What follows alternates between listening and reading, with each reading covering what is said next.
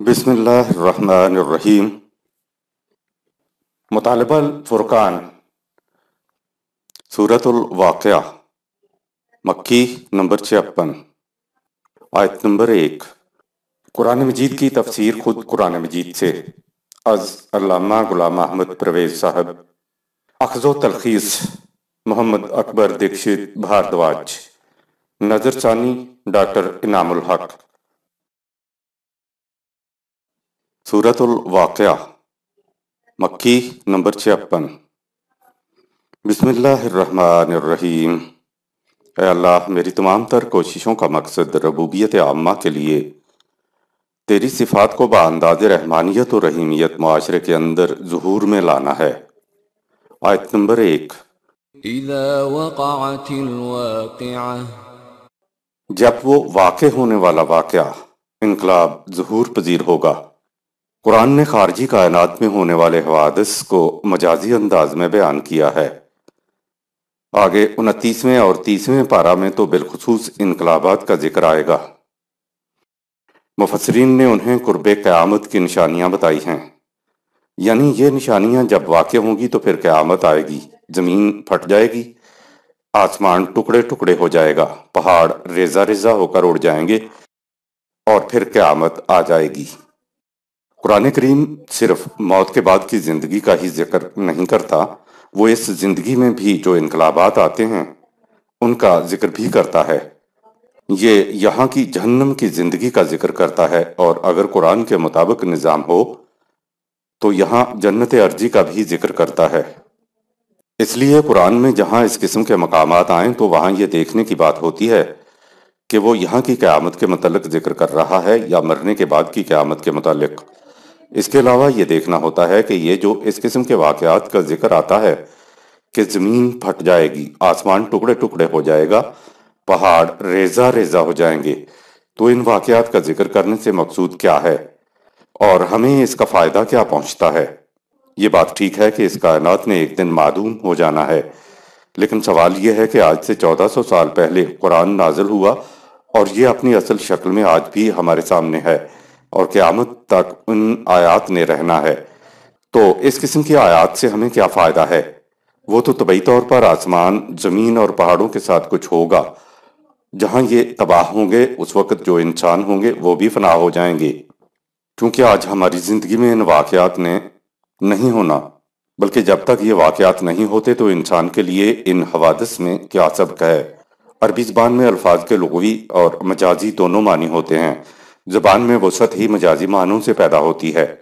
جبل کے لغوی معنی تو پہاڑ ہی ہیں، لیکن مجازی طور پر وہ جبل سے مراد بڑے بڑے سردار بھی لیتے تھے جن کے کھونٹے پہاڑوں کی طرح گڑے ہوئے ہوں اور انہیں کوئی اپنی جگہ سے ہلا نہ سکے۔ اسی طرح ارض کے لغوی معنی تو زمین ہی ہے، لیکن مجازی طور پر ارض وہ مظلوم، محکوم، ضعیف، کمزور اور پاؤں کے نیچے روندے ہوئے لوگوں کو بھی کہتے تھے۔ ویسے بھی پستی کو عرب ارض ہی کہتے ہیں، ان کے ہاں سما بلندی کو کہتے ہیں، یعنی سر سے اونچی ہر شے۔ اب اگر ان کے لغوی معنی لیے جائیں تو اس قسم کی آیات کا ہم سے تعلق جڑ جاتا ہے، اور یہ آیات آج اور ہر دور کے انسانوں کے لیے سبق آموز بن جاتی ہیں اور بات بھی سمجھ میں آ جاتی ہے۔ قرآن حکیم 25، 26، 27 اور 28 پارے میں ایک انقلاب عظیم کی تمہید بیان کرتا چلا آتا ہے۔ یہ نصاب کی کتاب کی طرح شروع سے آہستہ آہستہ آگے بڑھتا ہے۔ قرآن کا اگر آپ مطالعہ کریں تو آپ دیکھیں گے کہ یہ تمام تدریجی منازل کو بتاتا جاتا ہے، اور آخری پاروں میں آ کے پھر وہ کھلے بندوں یہ بات کہنی شروع کر دیتا ہے کہ اب یہ پہاڑ پہاڑ نہیں رہیں گے، یہ ٹکڑے ٹکڑے ہو جائیں گے، ان کی طرح والیاں پگڑیاں فضا کے اندر بکھری ہوئی نظر آئیں گی اور کچلے ہوئے لوگ ابھرے ہوئے نظر آئیں گے، اور اس کے بعد پھر انقلاب آ جاتا ہے۔ قریش کے سردار جبل تھے، پہاڑ تھے، سما تھے، آسمان تھے، اور غلام اور دیگر غریب لوگ کچلے ہوئے ارض تھے۔ مکہ کی آبادی کی اکثریت پسے ہوئے لوگوں پر مشتمل تھی۔ یہ بات نہیں ہے کہ جی چاہے تو لغوی معنی لے لیے جائیں اور جب جی چاہے مجازی معنی لے لیے جائیں، نہیں، ان کی زبان میں مجازی معنی موجود ہوتے ہیں۔ دیکھنا یہ رہ جاتا ہے کہ کہاں سے آق و سباق میں لغوی معنی لیے جائیں اور کہاں مجازی معنی۔ قرآن میں ہے کہ وَيَسْأَلُونَكَ عَنِ الْجِبَالِ فَقُلْ بِنَفْسِهَا رَبِّي نَفْسًا سورہ 20 آیت نمبر 105۔ لغوی معنی تو پہاڑ ہی ہیں، لیکن مجازی معنی ہوں گے کہ یہ تم سے پوچھتے ہیں کہ ان بڑے بڑے اکابرین کے بارے میں جو پہاڑوں کی طرح جم کر کھڑے ہیں، ان سے کہہ دو کہ میرا نشو و نما دینے والا ان کو جڑ بنیاد سے اکھیڑ کر گرد و غبار کی طرح اڑا دے گا۔ عربوں کے ہاں جبال کے مجازی معنی ہیں بڑے بڑے سرداران قوم، جن کا ذم باطل یہ ہے کہ ہمیں کوئی ہمارے مقام سے ہٹا نہیں سکتا، ہم جمے ہوئے ہیں، ہم مستحکم ہیں۔ ان کے متعلق پوچھا گیا ہے کہ ان کا انجام کیا ہوگا۔ ایک اور مقام پہ ہے کہ فَيَذَرُهَا قَاعًا صَفْصَفًا لَا تَرَى فِيهَا عِوَجًا وَلَا أَمْتًا سورہ 20 آیت 106-107۔ اور یہ پہاڑ اکابرین ایسے صاف اور ہموار ہو جائیں گے تو دیکھے گا کہ نہ ان میں کوئی ٹیڑھ پن باقی رہا نہ اونچ نیچ۔ سورہ 7 آیت 86۔ ان کے سارے بلکس نکل جائیں گے۔ چند آیات بعد ہے کہ یومئذ لا تنفع الشفاعۃ سورہ 20 آیت 110۔ جس دن یہ واقعہ ہوگا پھر کسی کی سفارش کسی کے کام نہیں آئے گی۔ اگر پتھروں والا پہاڑ ٹوٹتا ہے تو اس کے ساتھ یہ مانیں کہ کسی کی سفارش کام نہیں آئے گی، بالکل بے جوڑ سی بات ہے۔ اگلی آیت ہے وَعَنَتِ الْوُجُوهُ لِلْحَيِّ الْقَيُّومِ وَقَدْ خَابَ مَنْ حَمَلَ ظُلْمًا سورہ 20 آیت 111۔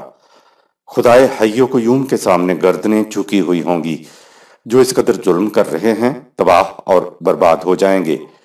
قرآن تو معنی خود بتا رہا ہے۔ بات شروع ہوئی ہے کہ وہ پوچھتے ہیں ان پہاڑوں کے متعلق تو یہ پتھروں کے پہاڑوں کے بارے میں نہیں پوچھا جا رہا ہے۔ کہا کہ ان کی گردنیں خدا کے سامنے جھکی ہوئی ہوں گی، جو اس قدر ظلم کر رہے ہیں تباہ اور برباد ہو جائیں گے۔ آگے کہا وَمَن يَعْمَلْ مِنَ الصَّالِحَاتِ وَهُوَ مُؤْمِنٌ فَلَا يَخَافُ ظُلْمًا وَلَا هَضْمًا سورہ 20 آیت 112۔ جب بڑے بڑے اکابرین مغلوب ہو جائیں گے تو اس وقت پھر کسی کو اس کا ڈر نہیں رہے گا کہ مجھ پر کوئی ظلم ہوگا یا میری محنت کو کوئی لوٹ کھسوٹ کر لے جائے گا۔ صاف معلوم ہو رہا ہے کہ پتھروں کے پہاڑوں کی بات نہیں ہو رہی ہے، بلکہ جبال کے مجازی معنی بڑے اکابرین کی بات ہو رہی ہے۔ مزید حوالے ملاحظہ فرمائیں۔ سورہ 18 آیت نمبر 47، سورہ 56 آیت 5، سورہ 77 آیت نمبر 10، سورہ 78 آیت 20 اور سورہ 81 آیت نمبر 3۔ آیت نمبر 2، لَيْسَ لِوَقَعَتِهَا كَاذِبَةٌ اس کے وقوع پذیر ہونے میں کسی قسم کا شک و شبہ نہیں ہے۔ آیت نمبر 3، خَافِضَةٌ رَافِعَةٌ تو اس انقلابی دور میں پست اور کمزور لوگ بلند اور قوی ہو جائیں گے، اور جو آج اپنے آپ کو بڑا سمجھتے ہیں وہ پست ہو جائیں گے۔ آیت نمبر 4، إِذَا رُجَّتِ الْأَرْضُ رَجًّا اس دور میں پست کر کے رکھے ہوئے لوگ حرکت میں آ کر اٹھ کھڑے ہوں گے۔ آیت نمبر 5، وَبُسَّتِ الْجِبَالُ بَسًّا اور اوپر کے طبقے کے بڑے بڑے لوگ حیثیت میں ہلکے ہو کر منتشر و پریشان ہو جائیں گے۔ آیت نمبر 6، فَكَانَتْ هَبَاءً مُنبَثًّا جیسے تیز آندھی میں گرد و غبار اڑ رہا ہو۔ سورہ 20 آیت 1 تا 5، سورہ 77 آیت 10، سورہ 28 آیت 20، سورہ 81 آیت نمبر 3۔ آیت نمبر 7، وَكُنْتُمْ أَزْوَاجًا ثَلَاثَةً اس دور میں تم 3 گروہوں میں تقسیم ہو جاؤ گے۔ آیت نمبر 8، فَأَصْحَابُ الْمَيْمَنَةِ مَا أَصْحَابُ الْمَيْمَنَةِ ایک گروہ دائیں ہاتھ والا یعنی یمن و سعادت کا مالک ہوگا، بلا سوچو ان کی زندگی کیسی بابرکت ہوگی۔ سورہ 56 آیت نمبر 27۔ آیت نمبر 9، وَأَصْحَابُ الْمَشْأَمَةِ مَا أَصْحَابُ الْمَشْأَمَةِ اور دوسرا گروہ بائیں ہاتھ والا یعنی سوختہ بخت انسانوں کا ہوگا، بھلا سوچو ان کی زندگی کیسی ناگفتہ ہوگی۔ سورہ 56 آیت 40۔ اگر ارض کے معنی زمین لیے جاتے، حرکت کے معنی زلزلے لیے جاتے اور پہاڑوں کے ٹوٹنے کے معنی پتھروں والے پہاڑوں کا غبار بننا ہوتا تو اس کے بعد یہ کہنا کہ مدارج کے اعتبار سے 3 قسم کے گروہ ہوں گے تو یہ کوئی ربط ہی پیدا نہیں ہوتا۔ ربط تو تب ہی پیدا ہوگا جب ہم ان الفاظ کے لغوی کی بجائے مجازی میں لیں گے۔ آیت نمبر 10۔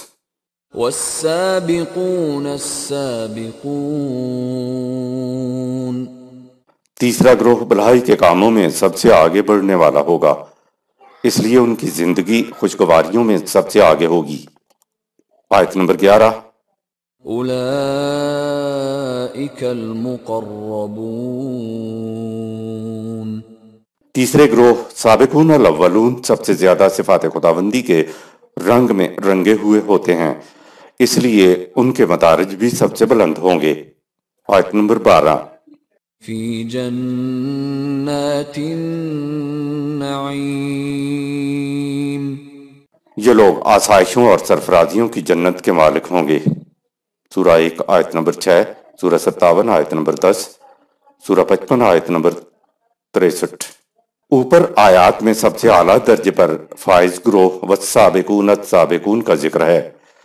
السابقون لوگ نظام کو قائم کرنے کے لیے آگے آگے ہوتے ہیں، ان کا نظام کے اندیکھے نتائج پر ایمان بالغیب ہوتا ہے کہ نظام جن نتائج کا دعویٰ کر رہا ہے وہ ضرور نکل کر رہیں گے۔ نظام کی خوشگواریاں ابھی برآمد نہیں ہوئی ہوتی تو ان کے حصے میں صرف مصیبتیں ہی آتی ہیں۔ نظام کو جان و مال سے کامیاب بنانے کے اجر میں یہ لوگ آسائشوں اور سرفرازیوں کی جنت کے مالک ہوں گے۔ آیت نمبر 13۔ ثلۃ من الاولین، سابقون الاولون گروہ میں ایک بڑی تعداد پہلے ہو گزرے سابقون کی بھی ہوگی جنہوں نے نظام خداوندی کو قائم کرنے میں پہل کی تھی۔ آیت نمبر 14۔ وقلیل من الآخرین، بعد میں نظام خداوندی میں شامل ہونے والوں میں السابقون والے جذبے کے لوگ تھوڑے ہوں گے۔ تعین مدارج کے لیے یہی اصول ہے کہ جو لوگ سختیوں اور مصیبتوں کے دور میں اپنے ایمان بالغیب کی روح سے نظام خداوندی کی تشکیل اور استحکام کے لیے سرگرم عمل رہیں گے ان کا رتبہ بھی بلند ہوگا، کیونکہ یہ لوگ اس نظام کے اندیکھے نتائج پر ایمان لا کر اس کی خاطر ہر قسم کی صعوبتیں برداشت کرتے ہیں۔ آیت نمبر 15۔ علی سرر موضونہ، یہ مرصع اور جڑاؤ تختوں پر متمکن ہوں گے۔ آیت نمبر 16۔ متکئین علیہا متقابلین، یہ تکیوں پر ٹیک لگائے آمنے سامنے بیٹھے ہوں گے، یعنی ان میں کوئی اونچ نیچ نہ ہوگی۔ آیت نمبر 17۔ یطوف علیہم ولدان مخلدون، ان کے بچے بھی زیورات سے مزین ان کے ارد گرد پھرتے ہوں گے، اس دنیا میں سب اور آخرت میں ایمان و عمل صالح والے۔ سورہ 13 آیت نمبر 23، سورہ 52 آیت نمبر 21، سورہ 76 آیت نمبر 19۔ مخلدون کہہ کر بتایا کہ ان کی جوانیاں یوں ہی نہیں ڈھل جائیں گی، ان کی جوانی بڑی دیر پا رہنے والی ہوگی۔ آیت نمبر 18۔ بأکواب وأباریق وکأس من معین، وہ بچے اندر ضرورت آبخورے اور سراہیاں اور پیالے پیش کریں گے جو نہایت عمدہ مشروبات سے بھرے ہوں گے اور ہر ایک کے لیے یکساں طور پر موجود رہیں گے۔ آیت نمبر 19۔ لا يصدعون عنها ولا ينزفون، ان مشروبات کے پینے سے نہ تو سرگراں ہوگا، نہ ہی کسی قسم کا نشہ اور نہ ہی ان کی لذت و سرور میں کمی ہوگی۔ سورہ 37 آیت نمبر 47۔ آیت نمبر 20۔ وفاكهة مما يتخيرون، ملیں گے ان کو پسندیدہ پھل اخروی جنت کے بارے میں قرآن تمثیلی بات کرتا ہے۔ اس دنیا کی جنت میں تو یہ چیزیں اسی طرح سے واقع ہوں گی، لیکن اخروی جنت میں ان چیزوں کو حقیقی معنوں میں نہیں لینا چاہیے، یہاں کی جنتی زندگی ہو یا وہاں کی۔ مساوات کا اتنا خیال رکھا جائے گا کہ وہ ایک دوسرے کے پیچھے نہیں بیٹھیں گے بلکہ ایک دوسرے کے آمنے سامنے بیٹھیں گے، اور خدمتگار ان کے ارد گرد پھر رہے ہوں گے۔ اس دنیا کی جنتی زندگی میں یہی انسان ہوں گے، انہی کی محسوس ضروریات ہوں گی، تو اس دنیا کے لیے قرآن میں ذکر چیزوں کو حقیقی معنوں میں لیا جائے گا، لیکن مرنے کے بعد کی جنت کی زندگی میں حقیقی کی بجائے ان چیزوں کو تمثیلی انداز میں لیا جائے گا۔ آیت نمبر 21۔ وَلَحْمِ طَيْرٍ مِّمَّا يَشْتَهُونَ، اور ان کے لیے پسندیدہ پرندوں کا گوشت۔ آیت نمبر 22۔ وَحُورٌ عِینٌ، جنتی معاشرے میں مردوں کے ساتھ مومن عورتیں بھی ہوں گی جو نہایت پاکیزہ سیرت اور ایسی عقل و فراست کی مالک جو انسان کو فریبکاری کی طرف نہ لے جائے۔ حور عین، مذکر اور مؤنث دونوں کے لیے استعمال ہوتا ہے، لہذا مرد و عورت دونوں حور و عین ہوتے ہیں۔ اس کے معنی ہیں وہ لوگ جو پاکیزہ عقل کے مالک ہوں، ان کی عقل فریبکار و عیار نہ ہو، یعنی صاف و شفاف پاکیزہ عقل والے، پیور اینڈ کلین انٹلیکٹ۔ لہذا جنتی معاشرہ کے اندر ان صفات کے حامل مرد و عورت ہوں گی۔ عقل سے باطل کا کام لیا جائے تو عقل ملعون ہو جاتی ہے۔ آیت نمبر 23۔ كأمثال اللؤلؤ المكنون،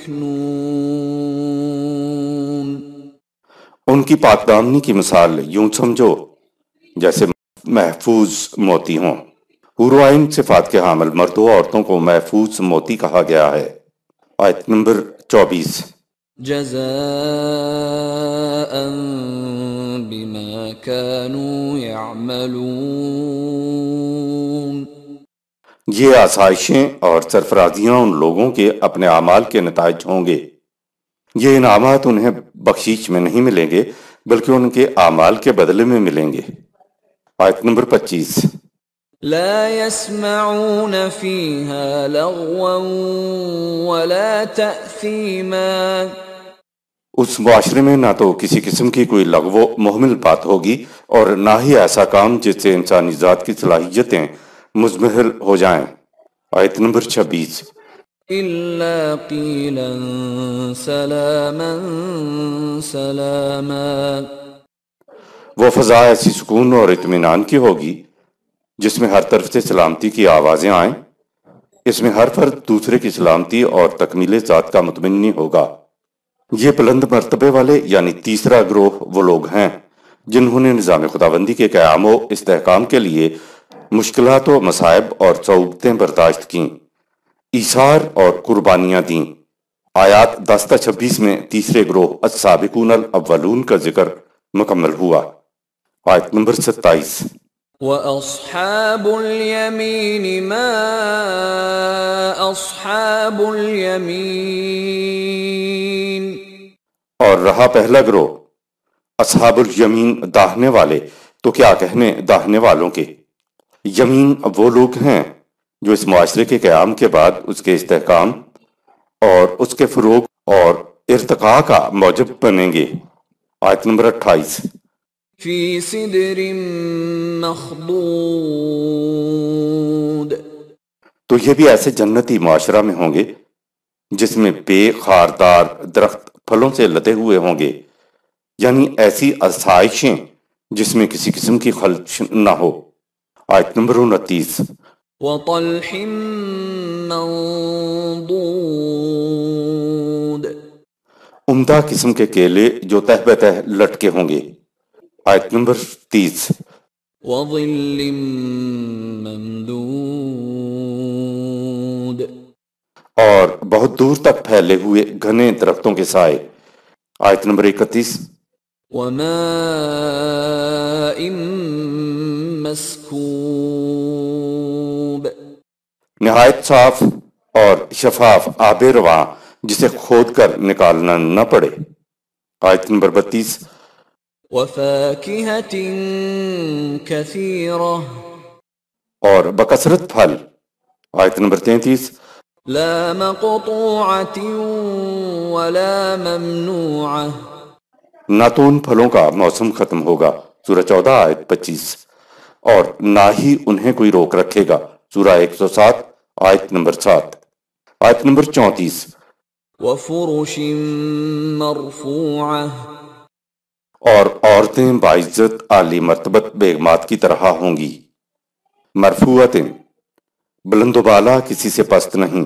جب عورت کسی سے پست نہیں تو اس کا خون بہا اور گواہی پوری ہے، لیکن جناؤ، سرکاؤ، قتل اور قذف وغیرہ سے متعلق آرڈیننس سن 1989 جسے اسلامی کہا جاتا ہے، اس میں عورت خارج ہی کر دی گئی ہے کہ گواہ عورت ہو ہی نہیں سکتی۔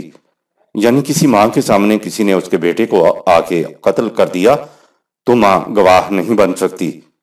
اپنے بیٹے کی عورت چوری ہوتے دیکھ رہی ہے لیکن یہ گواہ نہیں ہو سکتی۔ دو عورتوں کی گواہی کے بارے میں سورہ 2 آیت 282 ملاحظہ فرما لیں۔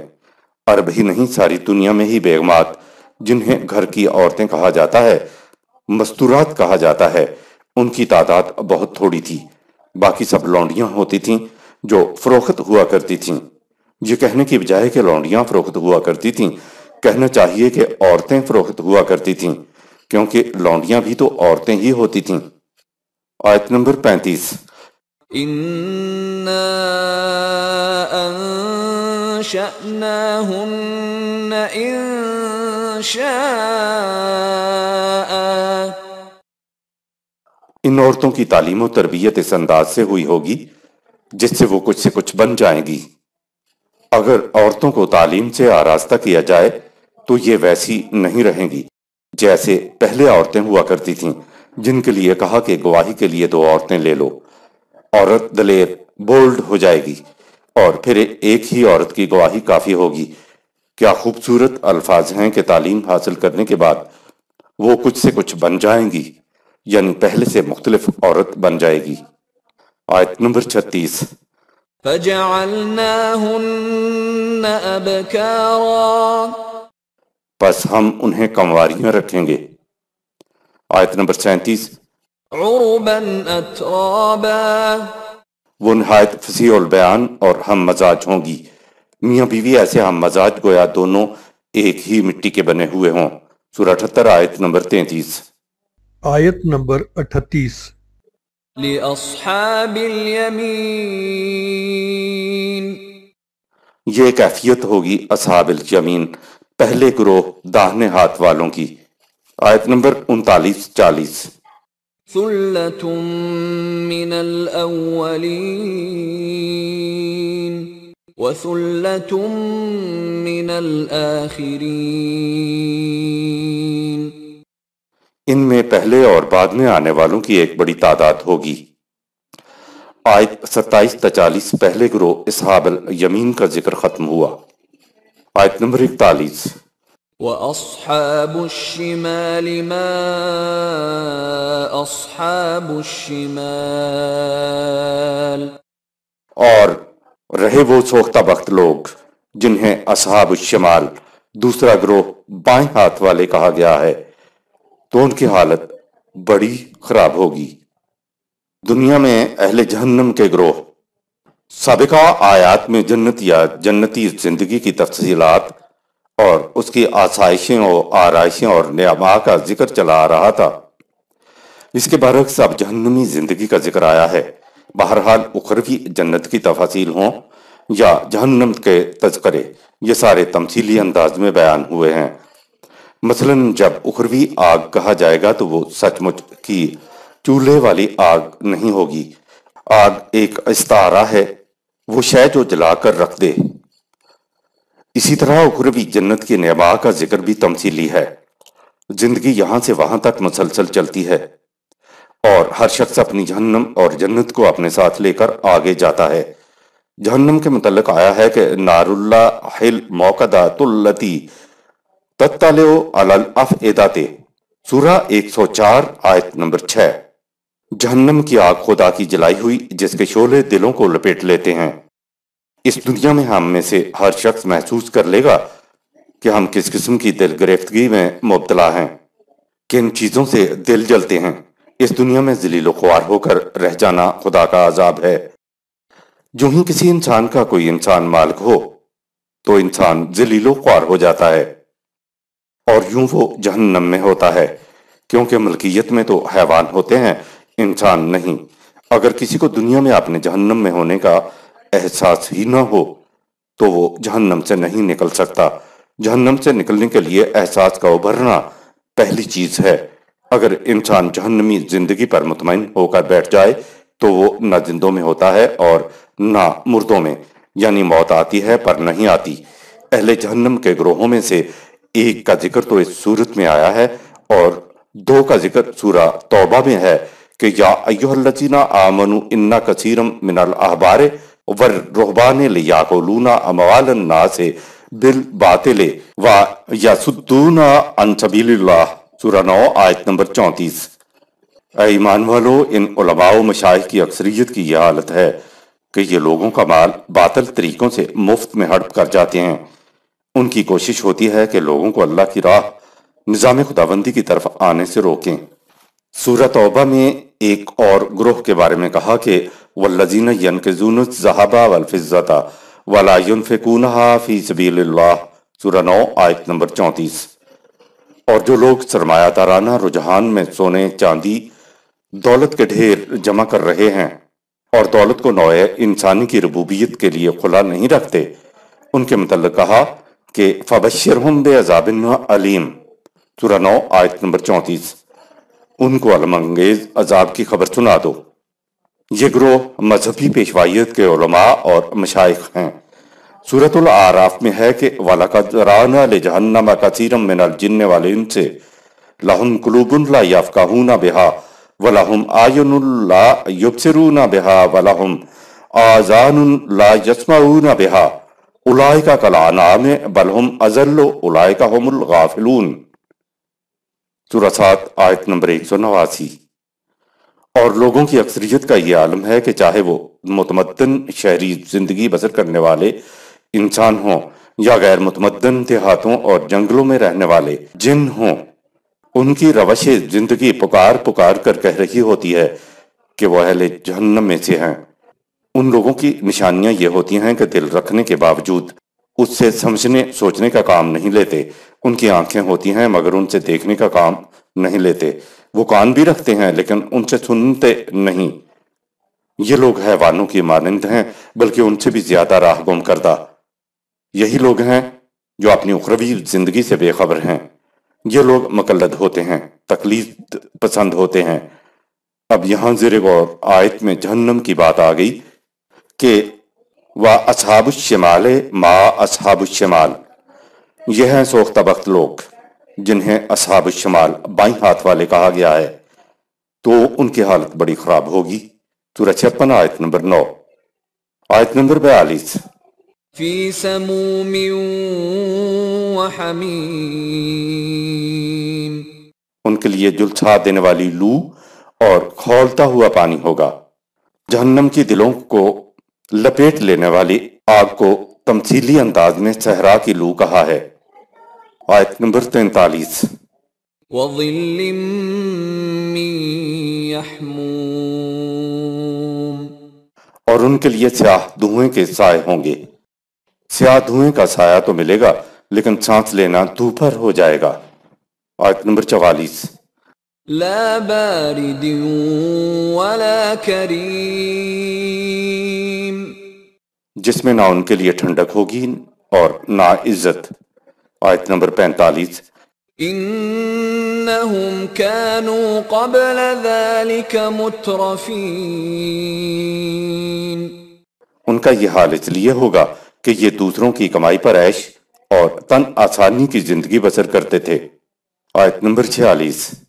وَكَانُوا يُصِرُّونَ عَلَى الْحِنثِ الْعَظِيمِ، اور سمجھانے کے باوجود یہ بڑی مجرمانہ روش پر اصرار کے ساتھ جمے رہے۔ آیت نمبر 47۔ وَكَانُوا يَقُولُونَ أَإِذَا مِتْنَا وَكُنَّا تُرَابًا وَعِظَامًا أَإِنَّا لَمَبْعُوثُونَ۔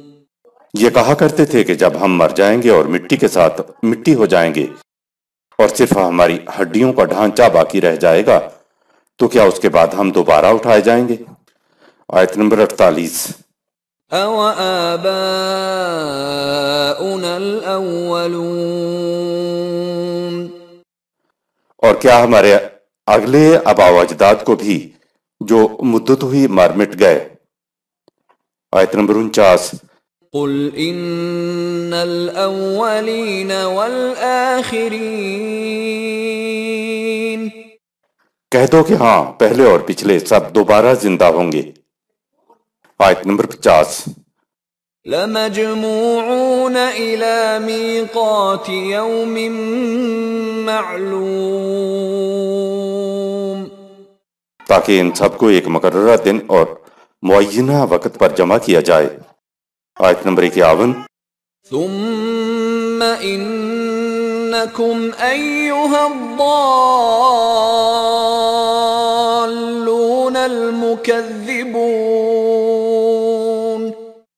پھر اے غلط راستے پر چلنے والوں اور صحیح روش سے انکار کرنے والوں۔ آیت نمبر 52۔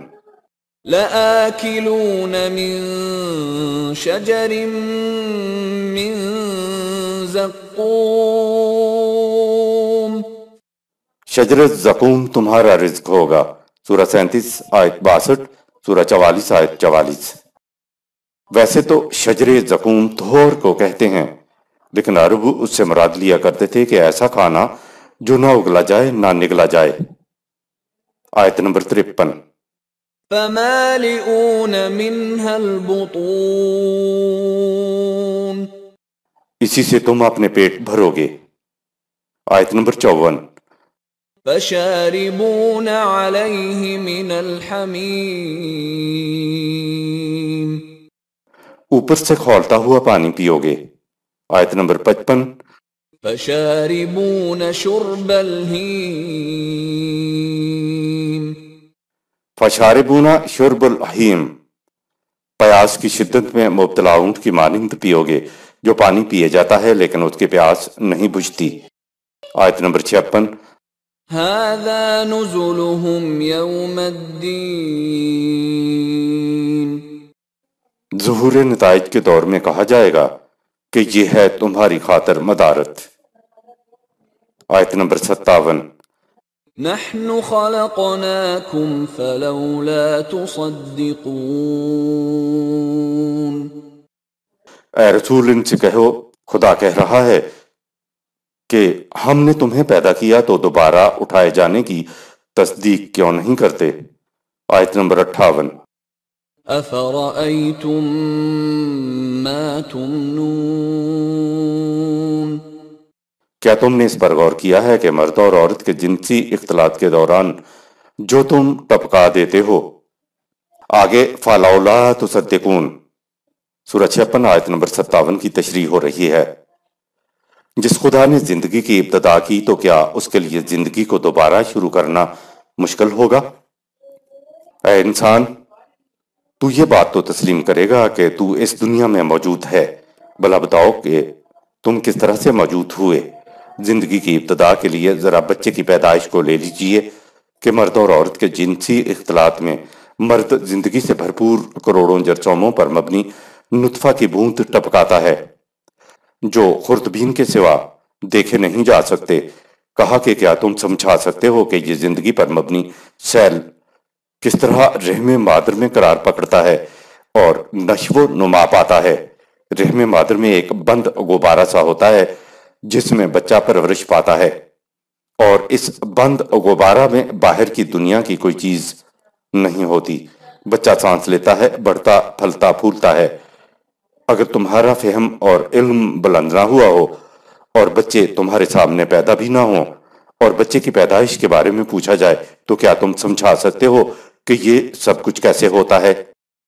کوئی انسان بھی رحم مادر میں سانس پیدا نہیں کر سکتا जरसोमा में तो फिर भी जिंदगी होती है, लेकिन बड़े बड़े साइंसदान भी हैरत में रह जाते हैं कि सबसे पहले जिंदगी कहाँ से आ गई। साइंस जिंदगी पैदा नहीं कर सकती। दुनिया का आखिरी इंसान भी बता नहीं सकेगा कि जिंदगी कैसे पैदा हो गई, कहाँ से आ गई। इंसान उस जमाने में इंसान की पैदाइश को नहीं जान सकता था, तो कहा कि अब तुम नहीं जानते कि बच्चे किस तरह पैदा होते हैं, तो मरने के बाद जिंदगी किस तरह शुरू होगी, ये तुम कैसे समझ सकते हो। अरब के बद्दू और आज के साइंसदान से भी पूछा जा सकता है कि बताओ जिंदगी तुम्हारी पैदा करता है या खुदा की पैदा करता है। ये तुम मानते हो कि जिंदगी खुदा की पैदा करता है और उस पे तुम्हें हैरत नहीं होती है, ना उससे तुम इनकार करते हो कि जिंदगी कैसे वजूद में आ गई। जिस खुदा ने जिंदगी की इब्तिदा की थी, भला उसके मरने के बाद जिंदगी पैदा करना क्या मुश्किल है। आयत नंबर 59। أأنتم تخلقونه أم نحن الخالقون क्या बच्चे की तख्लीक तुम्हारे कानून की रूह से होती है या हमारे कानून के मुताबिक। आयत नंबर 60। نحن قدرنا بينكم الموت وما نحن بمسبوقين हमने अपने कानून तख्लीक व जिंदगी के साथ तुम्हारी मौत के अंदाजे मुकर्रर कर रखे हैं और हम आजिज रहने वाले नहीं के। आयत नंबर 61। على أن نبدل أمثالكم وننشئكم فيما لا تعلمون तुम्हारे इन पैकरों को बदलकर तुम्हें एक ऐसी नई शक्ल में पैदा कर दें जिसका तुम्हें आज इल्म नहीं है। मौजूदा जिंदगी में समझ नहीं आती तो हम इसका इनकार नहीं करते। जिंदगी बाद जिंदगी समझ में ना आए तो उसका इनकार क्यों। मरने से इंसान का सिर्फ तबई जिस्म गल सड़ कर खत्म हो जाता है, लेकिन उसके अंदर मौजूद जात को मौत नहीं आती, वो खुदा के यहाँ महफूज रहती है। इंसानी पैकर के खत्म होने या उसके पैकर के बदलने से जिंदगी खत्म तो नहीं हो जाती। जिंदगी को पैदा करने से जिंदगी को नया पैकर अता करना ज्यादा मुश्किल नहीं है। जिंदगी को मौजूदा पैकर भी खुदा के कानून के मुताबिक अता हुआ, इसी तरह मौत के बाद जिंदगी को नया पैकर भी खुदा के कानून के मुताबिक अता होगा। लेकिन आइंदा के पैकर को हम दुनियावी शऊर की सतह पर नहीं समझ सकते। तुम जिंदगी बाद जिंदगी का इनकार इसलिए करते हो कि ये तुम्हारे इल्म की गिरफ्त में नहीं आ रही है। तो जरा गौर करो कि तुम्हारे इल्म की गिरफ्त में तो मौजूदा जिंदगी भी नहीं आ रही कि ये अदम से कैसे वजूद में आ गई, लेकिन तुम मौजूदा जिंदगी का इनकार नहीं करते। अगर तुमसे पूछा जाए कि जिंदगी अदम से कैसे वजूद में आ गई तो तुम जवाब नहीं दे सकते, लेकिन जिंदगियों को महसूस पैकरों में देखकर तो तुम जिंदगी का इनकार नहीं करते। तो जिंदगी बाद जिंदगी जो तुम्हारी गिरफ्त में नहीं आ रही है उसका इनकार क्यों करते हो। आयत नंबर 62। وَلَقَدْ عَلِمْتُمُ النَّشْأَةَ الْأُولَى فَلَوْلَا تَذَكَّرُونَ यकीनन तुम अपनी पहली पैदाइश से तो वाकिफ हो, तो तुम अपनी दूसरी जिंदगी के मतलब यकीन क्यों नहीं करते। आयत नंबर 63। أَفَرَأَيْتُم مَّا تَحْرُثُونَ क्या तुमने गौर नहीं किया उस पर जो तुम कानूनी ज़राअत के मुताबिक बोते हो। आयत नंबर 64। أَأَنتُمْ تَزْرَعُونَهُ أَمْ نَحْنُ الزَّارِعُونَ गौर करो कि बीज बोने के बाद क्या तुम्हारा कानून उसको परवान चढ़ाता है या हमारा कानून। सूरह 67 आयत नंबर 30, सूरह 80 आयत नंबर 25-30, आयत नंबर 65। لو نشاء لجعلناه حطاما فظلتم تفكهون हम चाहें तो इस बात की कुदरत रखते हैं खेती को रिजा रिजा कर छोड़ें और तुम सर पकड़ कर बैठ जाओ। आयत नंबर 66। إنا لمغرمون और एक दूसरे से कहने लगो कि हम तो बिल्कुल तबाह हो गए। आयत नंबर 67। بل نحن محرومون बल्कि हम तो यकसर महरूम रह गए। आयत नंबर 68। أفرأيتم الماء الذي تشربون जरा गौर करो उस पानी पर जिसे तुम पीते हो और खेतों को सैराब करते हो। आयत नंबर 69। أأنتم أنزلتموه من المزن أم نحن المنزلون क्या पानी को बादलों से तुम बरसाते हो या हमारा कानून रुबूबियत ऐसा करता है। आयत नंबर 70। لو نشاء جعلناه أجاجا فلولا تشكرون अगर हम बारिश के पानी को तल्ख बना दें तो तुम क्या करते। तो तुम इस पर गौर करके खुदा के निजाम की कदर शनासी क्यों नहीं करते। आयत नंबर 71। أفرأيتم النار التي تورون क्या तुम इस आग पर गौर नहीं करते जिसे तुम रोशन करते हो और उससे इतने काम लेते हो। आयत नंबर 72। أأنتم أنشأتم شجرتها أم نحن المنشئون क्या आग से भरे दरख्त तुम पैदा करते हो या हम पैदा करते हैं। आयत नंबर 73। نحن جعلناها تذكرة ومتاعا للمقوين हमने अपने कानून तख्लीक और रुबूबियत के तहत सामान जीस्त के तमाम जराए पैदावार मौजूद कर दिए। उनकी पहले से मौजूदगी तुम्हें इस हकीकत की याद दहानी कराती है कि इन्हें खुदा ने भूखों के लिए सामान्य जिंदगी के तौर पर मौजूद किया है। सूरह 41 आयत नंबर 10। रिज्क पैदा करने की कायनाती मशीनरी जमीन, हवा, रोशनी, हरारत और पानी पर गौर किया जाए तो साफ मालूम हो जाता है कि ये मशीनरी खुदा की पैदा करता इंसान इस मशीनरी से अपने अमल को हमाहंग करके सिर्फ मेहनत करता है।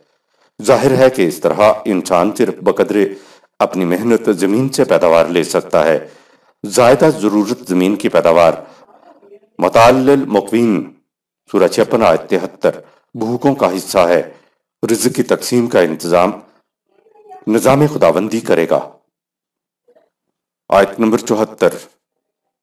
فسبح باسم ربك العظيم लिहाजा सही रवश जिंदगी ये है कि तुम खुदा की वसी रबूबियत उज़्मा के क़याम के लिए हमा वक्त सरगर्म अमल रहो ताकि तुम्हारी ज़ात की नशो नुमा हो जाए। आयत नंबर 75। فلا أقسم بمواقع النجوم हम शहादत में पेश करते हैं इन सितारों के तुलू व गुरूब के मकामात को जो फजा की पहनाइयों में अटल कवानीन के तहत मसरूफ़ गर्दिश हैं। सूरह 53 आयात 1 ता 5। सूरह 81 आयात 15 ता 20।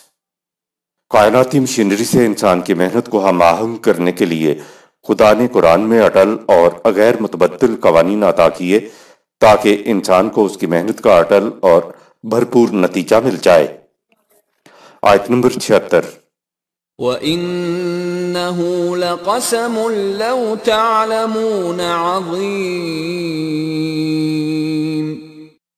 और अगर तुम इल्म की बारगाह से पूछो तो वो तुम्हें बता देगी कि ये शहादत कितनी अजीम शहादत है।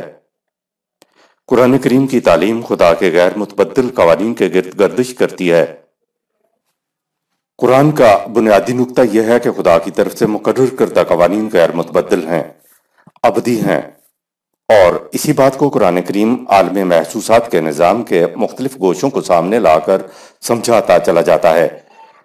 سابقہ آیات میں انسانی تخلیق کے متعلق بتایا کہ دیکھو یہ سلسلہ کس قدر اٹل قانون کی زنجیروں میں جکڑا ہوا ہے۔ پھر زراعت کی مثال دی کہ دیکھو کس طرح قانون کی پابندیوں سے ایک چھوٹا سا دانہ پروان چڑھ کر تناور درخت بن جاتا ہے، فصلیں پیدا ہوتی ہیں جس سے سامان رزق مہیا ہوتا ہے۔ انسان کو معلوم ہے کہ یہ سارا سلسلہ غیر متبدل قانون کے تحت جاری و ساری ہے، کیونکہ گندم سے گندم پیدا ہوتی ہے اور جو سے جو۔ اسی طرح ہر حیوان اپنے جیسا ہی بچہ پیدا کرتا ہے۔ قرآن کریم کا یہ بنیادی نقطہ ہے جس کے گرد قرآن کی ساری تعلیم گردش کرتی ہے۔ سابقہ آیات کے تسلسل میں ہی یہ بات کہی گئی کہ فلا اقسم بمواقع النجوم وانہ لقسم لو تعلمون عظیم، سورہ 56 آیات 75-76۔ ہم شہادت میں پیش کرتے ہیں ان ستاروں کو جو فضا کی پہنائیوں میں اس طرح مصروف گردش ہیں، اور اگر تم علم کی بارگاہ سے پوچھو تو وہ تمہیں بتا دیں گی کہ یہ شہادت کتنی عظیم شہادت ہے۔ پہلی چیز تو یہ کہی کہ علم کی بارگاہ سے معلوم کرنے کے لیے علم کی ضرورت ہوگی۔ ظاہر ہے یہ علم الافلاک سے متعلق ہوگا۔ قرآن حکیم ہو یا گردش افلاک، ان میں کسی قسم کی تبدیلی کوئی انسان کر ہی نہیں سکتا۔ انسان خدا کے غیر متبدل قوانین کا علم حاصل کر کے ان کی کار فرمائی کو سمجھ سکتا ہے، لیکن ان میں کسی قسم کی تبدیلی نہیں پیدا کر سکتا۔ یہ عظیم شہادت کس بات کی شہادت ہے؟ دیکھیے اگلی آیت نمبر 77۔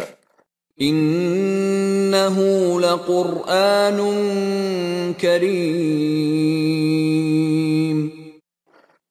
شہادت یہ ہے کہ یہ قرآن نوع انسان کے لیے کس قدر منافعت بخش اور زندگی کی خوشحالیوں اور فراوانیوں کا کیسا محکم کفیل ہے۔ عربوں کے ہاں انتہائی صفات اگر کسی کی کوئی بیان کرنی ہو، یعنی کوئی شخص جامع صفات ہے، بلند ترین صفات کا حامل ہے، تو اسے کریم کہتے ہیں۔ اس سے آگے ان کی زبان میں کوئی لفظ ہی نہیں ہے۔ دیکھیے قرآن بھی کریم، خدا بھی کریم اور رسول بھی کریم ہے، تو خدا یہ شہادت میں پیش کر رہا ہے کہ اس ضابطۂ حیات کو ایک محفوظ کتاب کے اندر رکھ دیا گیا ہے۔ آیت نمبر 78۔ فی کتاب مکنون، یہ ضابطہ ایک محفوظ کتاب کے اندر رکھ دیا گیا ہے۔ سورہ 85 آیت 21-22۔ ستاروں کی رہنمائی اٹل اور غیر متبدل ہے، تو قرآن کی رہنمائی بھی اٹل، محفوظ اور غیر متبدل ہے۔ جس طرح ستاروں کی دنیا خدا کی غیر متبدل رہنمائی کے مطابق رواں دواں ہے، اور ان کی دنیا انسانی دسترس سے بھی محفوظ ہے، ان میں کوئی انسان اپنی مرضی سے تبدیلی نہیں کر سکتا، اسی طرح یہ قرآن بھی محفوظ ہے، غیر متبدل بھی ہے، اور اس میں اٹل رہنمائی ہے۔ وَتَمَّتْ کَلِمَاتُ رَبِّکَ صِدْقًا وَعَدْلًا لَا مُبَدِّلَ لِکَلِمَاتِهِ، سورہ 6 آیت 115۔ جو قوانین خدا نے انسانیت کے لیے تجویز کیے ہیں وہ اس میں مکمل ہو گئے ہیں، ان میں کوئی تبدیلی نہیں کر سکتا۔ قرآن کے بارے میں خدا نے مزید کہا کہ اِنَّا نَحْنُ نَزَّلْنَا الذِّکْرَ وَإِنَّا لَهُ لَحَافِظُونَ، ہم نے اسے نازل کیا ہے اور ہم یہ اس کی حفاظت کرنے والے ہیں۔ جس خدا نے ستاروں کو اٹل رہنمائی عطا کی، اسی نے انسانیت کے لیے قرآن میں رہنمائی دی ہے۔ نہ ستاروں کے قانون میں اضافہ ہو رہا ہے اور نہ ہی قرآن کے قوانین میں اضافہ ہو رہا ہے۔ ستارے اس بات کی شہادت دے رہے ہیں کہ خدا کی طرف سے ستاروں کی طرح قرآن میں بھی رہنمائی محفوظ ہے، اٹل ہے اور غیر متبدل ہے۔ دوسری جگہ کہا بل ہوا قرآن مجید فی لوح محفوظ، سورہ 85 آیات 21-22۔ بلکہ قرآن کے قوانین تو بڑے شرف و مجد کے حامل ہیں۔ خدا کے قوانین ہر قسم کے خارجی اثرات سے محفوظ رہنے والی تختی پر کندہ ہیں اور محفوظ ہیں، اس لیے یہ کبھی مٹ نہیں سکتے۔ قرآن کی اصولی تعلیم سابقہ صحیفوں میں بھی تھی۔ سورہ 87 آیت نمبر 18۔ نیز قوانین خداوندی نہیں بدلا کرتے، سورہ 48 آیت نمبر 23۔ آیت نمبر 89۔ لا يمسه إلا المطهرون. لیکن اس سے آگاہ ہونے اور فائدہ اٹھانے کے لیے تطہیر فکر و نظر ضروری ہے، یعنی قلب و دماغ کی پاکیزگی۔ لا یمسہ الا المطہرون کا مفہوم۔ عملی تراجم میں آپ کو اس آیت کا ترجمہ ملے گا کہ قرآن کو کوئی چھو نہیں سکتا تا وقت کہ وہ پاک نہ ہو، اور پاک ہونے کے لیے ضروری ہے غسل کیا جائے یا کم از کم وضو کرے، تو پھر قرآن کو چھوئے یعنی ہاتھ لگائے۔ مس کے معنی کیے جاتے ہیں چھونا، اور مطہر کے معنی کیے جاتے ہیں پاک صاف ہونا۔ نہا دھو کر یا وضو کرنا، یہ بات تو ٹھیک ہے کہ جو چیز بھی آپ کے نزدیک باعظمت ہے اس کی عظمت کا اظہار آپ سے کسی نہ کسی محسوس شکل میں ہوتا ہے۔ آپ جب کسی کو سلام کرتے ہیں تو ساتھ ہی آپ کا ہاتھ سر کی طرف اٹھ جاتا ہے، تحریم و تکریم میں تھوڑا سا آپ کا سر جھک جاتا ہے، جب آپ ہاں کہتے ہیں تو ساتھ ہی آپ کا سر بھی ہاں میں ہلتا ہے، اور جب آپ نہ کہتے ہیں تو غیر شعوری طور پر آپ کا سر بھی نہ میں ہلتا ہے۔ ہم سمجھتے ہیں کہ قرآن کی عظمت کی یہ کیفیت ہے کہ گندے اور غلیظ ہاتھوں سے اور ناپاک حالت میں اس کو نہ پکڑا جائے۔ یہ پہلی چیز ہے، لیکن اتنی سی بات کرنے سے قرآن کریم کے حکم کی تعمیل نہیں ہو گئی ہے۔ اگر خدا یہ نہ بھی کہتا تو عقل انسانی کا تقاضا یہ تھا کہ اتنی باعظمت کتاب کو پاک و صاف ہو کے کھولا جائے، لیکن قرآن تو بات ہی کچھ اور کہہ گیا ہے، وہ حکم کچھ اور دے رہا ہے۔ عربی زبان میں لمس بھی ہے اور مس بھی ہے۔ لمس تو صرف چھونے کو کہتے ہیں، مس کو ہم اردو میں بھی استعمال کرتے ہیں، مثلا اسے تو ذوق لطیفہ سے مس تک بھی نہیں ہے۔ یہاں مس کا چھونا، ٹچ کرنا مفہوم نہیں ہے، بلکہ معنی ہوتے ہیں کہ اس نے ذرا بھی نہیں سمجھا، اسے اس کا ادراک ہی نہیں ہے، فہم ہی نہیں ہے۔ عربی زبان میں لمس اور مس میں فرق ہوتا ہے۔ عربی میں مس کے بنیادی معنی طلب اور جستجو، کسی چیز کو پا لینا، حاصل کر لینا، ادراک کر لینا ہوتے ہیں۔ اگلا لفظ ہے المطہرون۔ طہر، طہارت کے معنی جسمانی لفظ کے بھی ہیں۔ قرآن کریم کی سورہ 5 آیت 41 میں ذکر چلا آیا ہے کہ اے مشفق رسول، ان لوگوں کی روش تمہیں غمگین اور دل گرفتہ نہ کرے جو کفر میں آگے بڑھتے جا رہے ہیں۔ ان لوگوں میں وہ بھی ہیں جو زبان سے تو دعویٰ کرتے ہیں کہ ہم ایمان لائے ہیں، حالانکہ دل کی رضامندی سے انہوں نے ایمان قبول نہیں کیا ہے، اور یہ یہودی بھی ہیں جو جھوٹ میں آگے آگے ہیں، جھوٹ گھڑنے کے لیے تیری مجلسوں میں آتے ہیں تاکہ یہاں سے کچھ سنگن لے کر اپنے ان ساتھیوں کی طرف جائیں جو تیری طرف تو نہیں آتے لیکن وہ کانوں کے کچے ہیں، تاکہ تیری محفل میں یہ آنے والے بات کو کچھ سے کچھ بنا کر انہیں تیری محفل میں نہ آنے والوں کو سنائیں۔ اللہ کی کتاب کے الفاظ کے اصلی معنی واضح ہو جانے کے بعد یہ معنی کو اصلی مقام سے ہٹا دیتے ہیں۔ اپنے یہود ساتھیوں سے کہتے ہیں کہ تمہارے معاملے میں رسول اگر وہی بات کہے جو ہم نے تم سے بیان کی ہے، کیونکہ ہم رسول کی محفل سے سن کر آ رہے ہیں، تو تم اس کی بات مانو، اور اگر اس کے خلاف کچھ کہے تو اسے ہرگز قبول نہ کرو۔ جو شخص خدا کے قانون مکافات کے مطابق خود اپنی پیدا کردہ مصیبت میں مبتلا رہنا چاہے تو قانون مکافات کے مقابلے میں تم کیا کر سکتے ہو؟ ایسے لوگوں کے بارے میں کہا اولئک الذین لم یرد اللہ ان یطہر قلوبہم، سورہ 5 آیت نمبر 41۔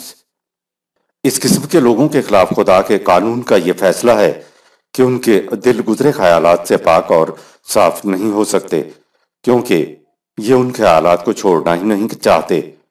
یہاں یطہرا کے معنی جسمانی صفائی اور وضو کے بجائے قلب و نکاح کی پاکیزگی بتائی گئی ہے۔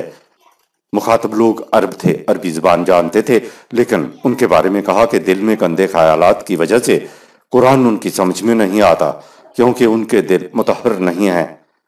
قرآن کریم قدم قدم پر زندگی کے مسائل کے لیے رہنمائی دیتا ہے، تو یہ ایک ریفرنس کی کتاب ہے جسے دن میں کئی بار کنسلٹ کرنا پڑے گا۔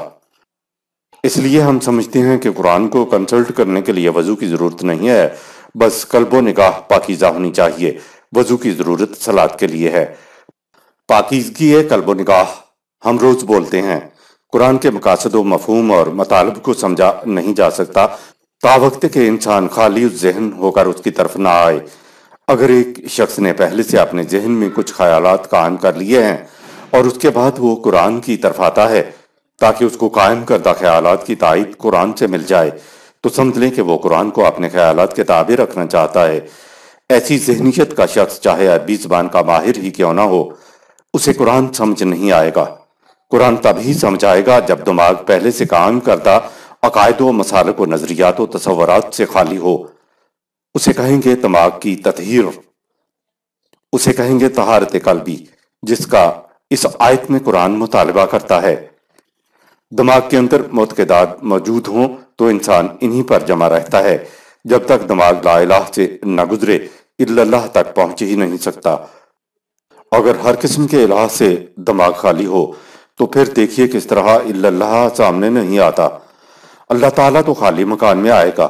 خدا شہادت میں اجرام فلکی پیش کر رہا ہے کہ یہ قرآن کریم میں لوح محفوظ میں ہیں، لیکن اس کو سمجھنے کے لیے ادراک کا بے رنگ ہونا ضروری ہے۔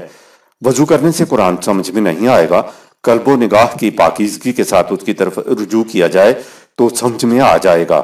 جب قوم موسیٰ علیہ السلام کو بچڑا ذبح کرنے کا حکم دیا تھا تو قوم موسیٰ علیہ السلام شاید خدا کے کلام کو وضو کر کے ہی پڑھا کرتے تھے، لیکن وہ لا یمسہ الا المطہرون سورہ 56 آیت نمبر 89 نہیں سمجھتے تھے۔ ذہن میں بچڑا بسا ہوا تھا۔ اگر وضو کر کے قرآن سمجھ میں آتا تو تفاسیر و تراجم میں اس قدر اختلاف کیوں ہوتا؟ خالی ذہن ہونا ضروری ہے، کیونکہ قرآن تنزیل من رب العالمین سورہ 56 آیت نمبر 80 ہے۔ یہ اس رب کی طرف سے ہے جو کسی فرقے کا، کسی گروہ کا، کسی قوم کا، کسی نسل کا رب نہیں ہے، اور وہ رب العالمین ہے۔ اس کا جھکاؤ کسی ایک طرف نہیں ہے، وہ جو کچھ کہتا ہے حق کہتا ہے۔ آیت نمبر 80۔ تنزیل من رب العالمین، یہ اس خدا کی طرف سے بتدریج نازل ہوا ہے جو تمام عالمین کو نشو و نما دینے والا ہے۔ آیت نمبر 81۔ افبهذا الحدیث انتم مدہنون، تو کیا تم اس ضابطۂ قانون میں خیانت کرتے ہو، یا کیا تم اپنے خود ساختہ خیالات کو اس کتاب کی طرف منسوب کر کے لوگوں کو صحیح مقام سے پھسلانا چاہتے ہو؟ یہ لا یمسہ الا المطہرون سورہ 56 آیت 89 کی تشریح آ گئی کہ خیالات کو خود ساختہ خیالات سے پاک ہونا چاہیے۔ مدہنون دہنیت کے معنی ہے چکنائی، فیٹ، جس پر چلنے سے انسان پھسل کر گر جاتا ہے۔ آیت نمبر 82۔ وَتَجْعَلُونَ رِزْقَكُمْ أَنَّكُمْ تُكَذِّبُونَ، اور یہ سب کچھ اس لیے کرتے ہیں کہ ان کی روٹی کا سامان ہوتا رہے۔ کیا تم اس کی تکذیب کر کے اپنے لیے ذریعہ معاش بناتے ہو؟ کتنی بری ہے یہ روش اور کیسا پست ہے وہ مقصد جس کے لیے تم یہ سب کچھ کرتے ہو۔ اگر تم اس کے بجائے اس کے پیش کردہ نظام ربوبیت کو قائم کرو تو تمہیں اس دنیا میں بھی عزت کی روٹی ملے اور تمہاری اخروی زندگی بھی درخشندہ ہو جائے۔ ظاہر ہے کہ نظام ربوبیت قائم کرنے کے لیے تو وہی لوگ آگے بڑھیں گے جن کے قلب و نگاہ پاکیزگی ہوگی۔ آیت نمبر 83۔ فلولا اذا بلغت الحلقوم، تم زندگی کے ہر سانس میں خدا کے قوانین کی اطاعت کرنے پر مجبور ہو۔ مثلا جب تم میں سے کوئی مرنے کے قریب ہوتا ہے اور اس کی سانس اس کے حلق میں خدا کے قانون کی روح سے اٹک جاتی ہے۔ آیت نمبر 84۔ وَأَنْتُمْ حِينَئِذٍ تَنْظُرُونَ، اور تم اس وقت بے بس ہو کر اس مرنے والے کو اور ایک دوسرے کو دیکھ رہے ہوتے ہو۔ آیت نمبر 85۔ وَنَحْنُ أَقْرَبُ إِلَيْهِ مِنْكُمْ وَلَكِنْ لَا تُبْصِرُونَ، اس وقت ہمارا قانون موت و حیات تم سب کے مقابلہ میں اس مرنے والے کے قریب ہوتا ہے، لیکن تم نہیں دیکھ پاتے۔ آیت نمبر 86۔ فلولا إن كنتم غير مدينين اگر تم سمجھتے ہو کہ تم کسی کے قانون کے محکوم نہیں ہو تو پھر تمہاری یہ بے بسی کیوں ہے؟ اعملوا ما شئتم، انسان جو چاہے عمل کر سکتا ہے لیکن عمل کے نتیجے کو تبدیل نہیں کر سکتا۔ یہ بتانے کے لیے کہ خدا کے قوانین ناقابل شکست ہیں، اور یہ کہ انسان کا طبعی جسم اس کے قوانین کے مطابق کار فرما ہونے پر مجبور ہے، خدا محسوس مثال سامنے لاتا ہے کہ ہمارے قانون ہی کے مطابق مرنے سے پہلے انسان کی سانس حلق میں اٹک جاتی ہے۔ یہ سب کچھ تمہارے سامنے ہو رہا ہوتا ہے، لیکن تم محض دیکھنے کے اور کچھ نہیں کر سکتے۔ تم مرنے والے کے قریب تو بیٹھے ہوئے ہوتے ہو، لیکن ہمارا موت کا قانون مرنے والے سے قریب تر ہوتا ہے۔ کہا کہ اگر تم اپنے دعوے میں سچے ہو کہ کوئی ایسے خارجی قوانین نہیں ہیں جن کے تابع زندگی بسر کرنے پہ تم مجبور ہو، تو بتائیں کہ انسان کے مرنے کے وقت تم مجبور کیوں ہو جاتے ہو؟ یہ مثال خدا نے یہ سمجھانے کے لیے دی کہ ہمارے طبعی قوانین کی طرح ہمارے اخلاقی قوانین بھی یہاں کار فرما ہیں، اور انہی کے مطابق تمہارے اعمال کے نتائج نکلتے ہیں۔ ان نتائج کو تم تبدیل نہیں کر سکتے۔ عمل تو تم جو چاہو کر سکتے ہو، لیکن یہ تمہاری مجبوری ہے کہ تم اپنے اعمال کا نتیجہ اپنی پسند کے مطابق برآمد نہیں کر سکتے۔ اس محسوس مثال سے کوئی انکار نہیں کر سکتا۔ آیت نمبر 87۔ ترجعونها إن كنتم صادقين اگر تم خدا کے قانون کے تابع زندگی بسر نہیں کر رہے ہو اور اپنے آپ کو خود مختار سمجھتے ہو تو مرنے والے کی زندگی کو واپس کیوں نہیں لے آتے؟ اگر تم اپنے اس دعوے میں سچے ہو کہ تم کسی کے تابع فرمان نہیں ہو۔ آیت نمبر 88۔ فأما إن كان من المقربين اگر مرنے والا اپنے اعمال کے لحاظ سے خدا کے ہاں بلند مراتب کا مستحق ہوتا ہے، السابقون السابقون تیسرا گروہ کے بارے میں کہا کہ یہ بلند مرتبت ہوں گے اور ہمارے مقربون ہوں گے۔ آیت نمبر 99۔ فروح وريحان وجنة نعيم تو اس کے لیے ہر طرح کی آسائش و راحت اور آسودگی و خوشحالی کی زندگی ہوتی ہے۔ سورہ 56 آیات 10-11۔ آیت نمبر 90۔ وَأَمَّا إِن كَانَ مِنْ أَصْحَابِ الْيَمِينِ اور اگر مرنے والا اپنے اعمال کے لحاظ سے پہلے گروہ اصحاب الیمین میں سے ہوتا ہے۔ آیت نمبر 91۔ فَسَلَامٌ لَكَ مِنْ أَصْحَابِ الْيَمِينِ تو اس کے لیے اصحاب الیمین کے لیے بھی سلامتی و عافیت ہوتی ہے، یعنی خدا کے ہاں بلند مراتب کا مستحق ہوتا ہے۔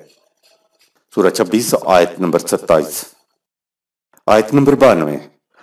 وَأَمَّا إِن كَانَ مِنَ الْمُكَذِّبِينَ الضَّالِّينَ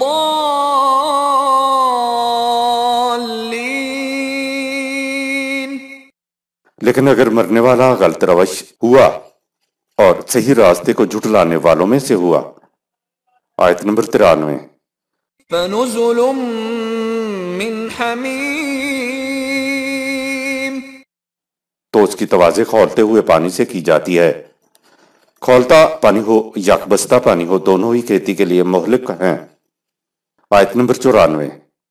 وَتَصْلِيَةُ جَحِيمٍ اور اس کے لیے جلسا دینے والی آگ ہوتی ہے جس سے انسانی صلاحیتوں کی نشو و نما رک جاتی ہے۔ آیت نمبر 95۔ إِنَّ هَذَا لَهُوَ حَقُّ الْيَقِينِ یہ سب کچھ جسے اس وقت تمثیلی انداز میں بیان کیا جا رہا ہے ایک حقیقت ہے جو واقع ہو کر رہے گی۔ آیت نمبر 96۔ فسبح باسم ربك العظیم، سو تمہارے رب کی طرف سے یہی روش صحیح ہے کہ تم پوری سرگرمی عمل کے ساتھ ربوبیت عامہ کے پروگرام کو اس انداز سے متشکل کرو کہ اس کے نتائج دیکھ کر دنیا کی زبان پر خدا کے عظیم نظام ربوبیت کے حق میں بے ساختہ حمد و ستائش کے الفاظ جاری ہو جائیں۔ قرآن کریم نے بڑا ہی انقلابی پروگرام دیا ہے جس کے مطابق زندگی بسر کرنے کا نتیجہ جنت نعیم ہوگا۔ اس کے خلاف نظام قائم کرو گے جہاں طبقاتی تقسیم ہوگی تو اس کا نتیجہ جہنم ہوگی۔ قرآن نے کہا یہ ہے کہ تمہارے لیے کوشش کرنے کی بات ہے کہ تم اس ربوبیت خداوندی کو عام کرو۔ یہ ہے سبح، اس کے معنی تسبیح پھیرنے کے نہیں ہیں۔ ہمارا آج کا اسلام صرف دعاؤں تک محدود ہے اور ایسا ذہن میں آتا ہے کہ جیسے خدا ہم سے اپنا کوئی کام کروا رہا ہے اور بدلے میں دعائیں مانگ رہے ہیں۔ جو کچھ خدا دے رہا ہے اس کے بدلے میں ہم خدا کی حمدیں گا رہے ہیں۔ یہ خدا کی حمد نہیں، خدا کی حمد تو یہ ہے کہ اپنی پوری تک و تاج سے خدا کے نظام ربوبیت کو تشکیل دے کر اس کے ذریعے انسانوں کی ربوبیت کا انتظام کیا جائے تاکہ نظام کے محسوس نتائج کو دیکھ کر دنیا کی زبان پر واہ واہ کے الفاظ آ جائیں کہ واقعی صرف اور صرف اسی کے قوانین ایسے ہیں جن کی روح سے نظام ربوبیت سزاوار حمد و ستائش ہو سکتا ہے۔ صدق اللہ العظیم۔ یہاں سورۃ الواقعہ اختتام پذیر ہوئی۔ شکریہ۔